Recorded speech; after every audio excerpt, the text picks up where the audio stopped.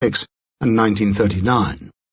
Many also forget that the international campaign in solidarity with the Union under the Lincoln presidency rallied at a time when it was entirely possible that the United Kingdom might have thrown its whole weight behind the Confederacy and even moved troops from Canada to hasten the partition of a country half slave and half free.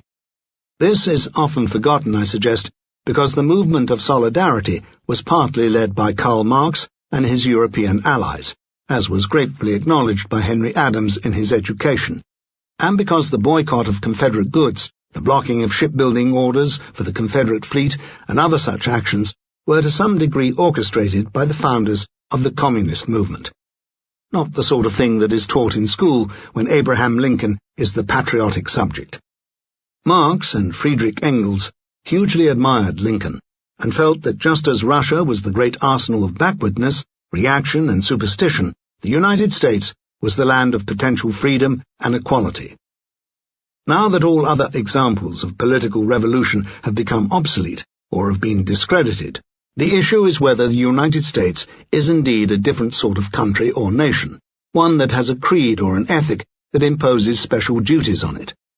One way I like to answer this question is by pointing out that if the United States had not been its host and patron in 1945, there would have been no United Nations. The original principles of the organization had to do almost entirely with war and peace, law, and through the International Monetary Fund and the World Bank, finance. But all its new members also found themselves invited to sign the Universal Declaration of Human Rights, originally drafted by Eleanor Roosevelt, and there's no question that U.S. influence lay behind this suggestion. By means of this and a number of other incremental steps, the United States has found itself becoming inexorably committed to upholding a certain standard of what its critics would call idealism. The rights of men. Bass reaches a considerable distance into the past in order to demonstrate that this argument is not at all new, and that idealism and realism are not as diametrically opposed as some would have one think. Indeed, very often they complement each other. Bass opens by expending a lot of ink on the prototype of the just cause and of the Romantic movement, the struggle of the Greeks to be free of the Ottoman Empire. As an old Philhellene myself, I have served on 2 active committees for the liberation of Cyprus and the return of the so-called Elgin marbles. I thought I knew this subject well. But Bass provides a trove of fresh material, as well as fresh insight, concerning this exciting period of the early 1820s and the neglected topic of the United States' involvement in it. Let me try and do justice to his presentation. First of all, and not merely judging with the benefit of hindsight, one should consider how likely it was that the Greeks would have continued as subjects of the Ottoman Empire, in other words, as a bastard form of Christian Turks. Not at all likely, really, which is to say that there was a prima facie case to be made that outsiders had a shrewd interest in supporting a cause that was probably going to be ultimately victorious. Second, if the Greeks didn't win, then the Turks would, and this in turn would be a victory for the Turkophile Metternich, Castlereagh, Wellington forces in the rest of Europe.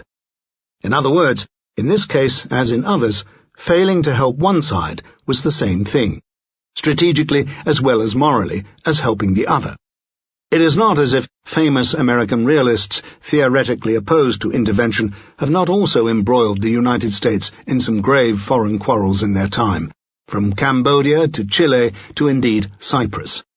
Third, there were some balance of power questions that, even though they arose out of what the otherwise Philhellenic Jefferson called the broils of Europe, still had implications for the United States. Only the fear of entanglement in such broils, Jefferson wrote to a Greek correspondent in 1823, could restrain our generous youth from taking some part in this holy cause. James Madison was more affirmative, writing that year to President James Monroe and Jefferson that he favored an American declaration in concert with other countries, such as the United Kingdom, in support of the Greeks.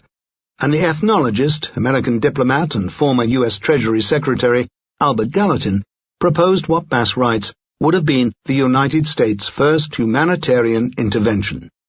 He did so in distinctly ironic tones, suggesting that Greece be aided by the United States naval force in the Mediterranean.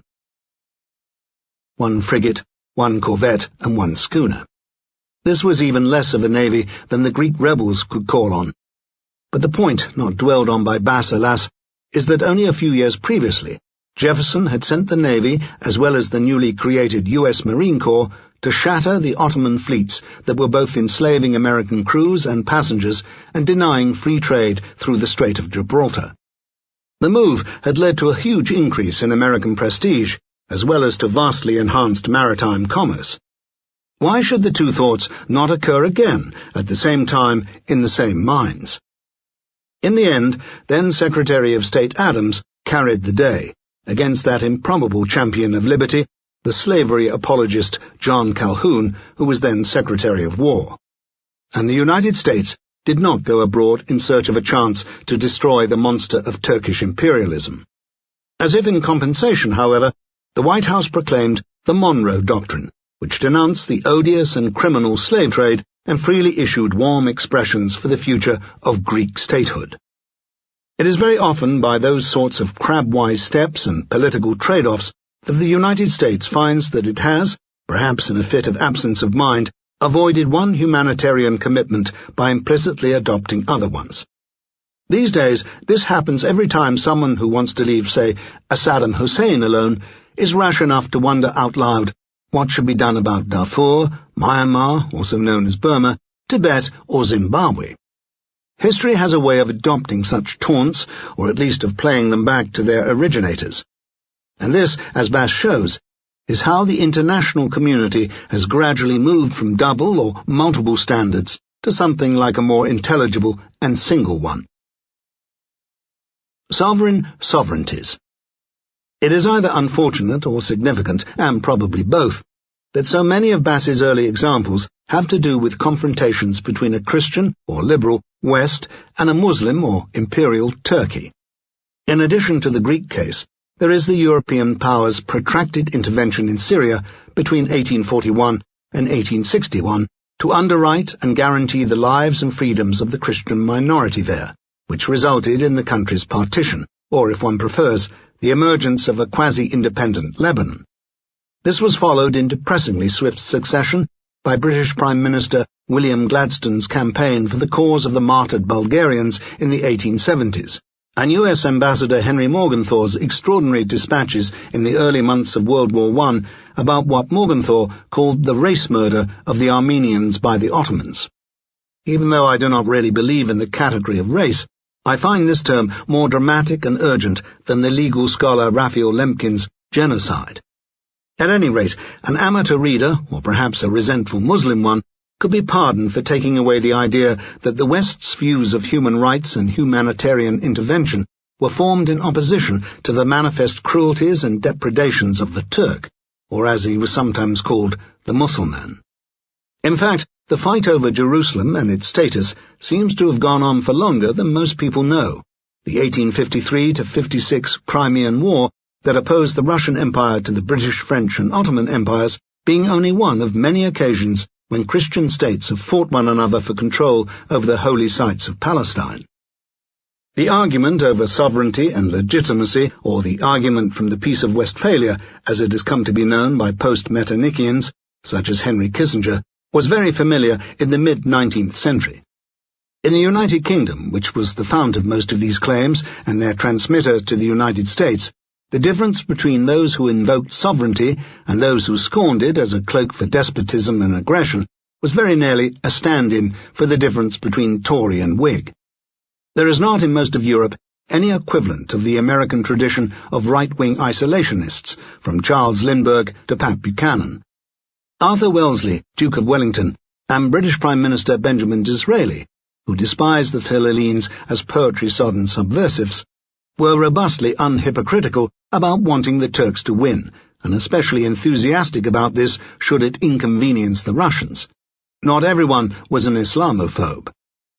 Bass is most often, but not always, fair to those who do not share his view. In citing British Prime Minister Neville Chamberlain's notorious description of events in Czechoslovakia in 1938 as a quarrel in a faraway country between people of whom we know nothing, Bass argues that Chamberlain shrugged off Hitler's invasion of the Sudetenland. In fact, Chamberlain was trying for a tragic note, saying how ghastly it was that Britain should be digging air raid trenches for such an arcane reason. And this same man was later to issue a military guarantee to Poland that was much more quixotic than any stand taken on the Sudetenland might have been.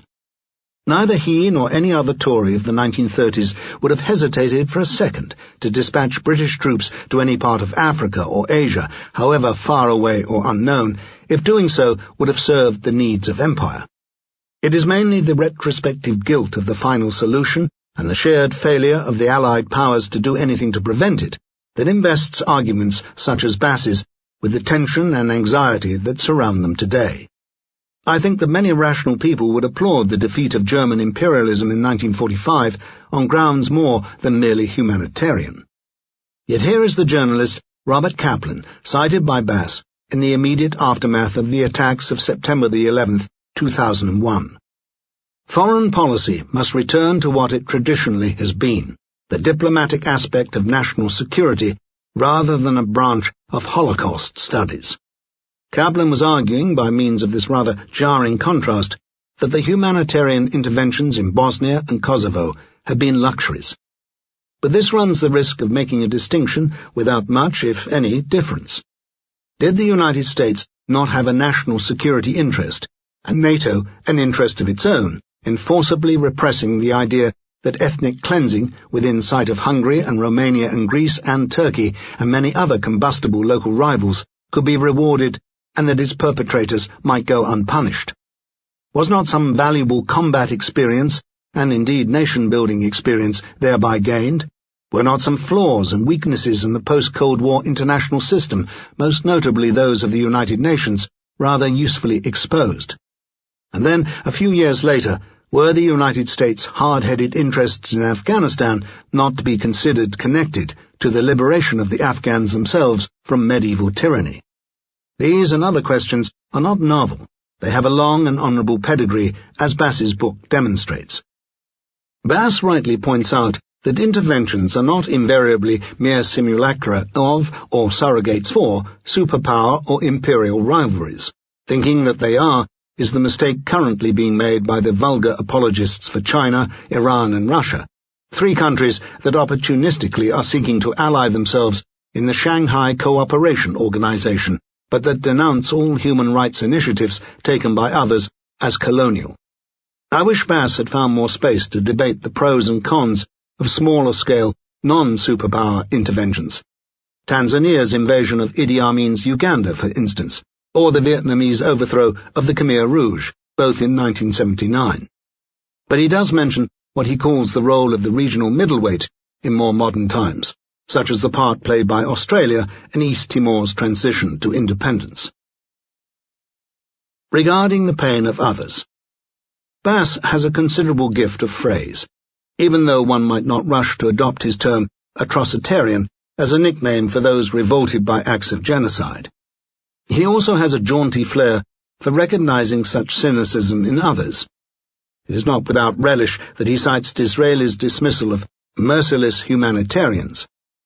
And he is no Mrs. Jellyby, fretting only about the miseries of Borio Bulaga, while ignoring shrieks for mercy from under his own window.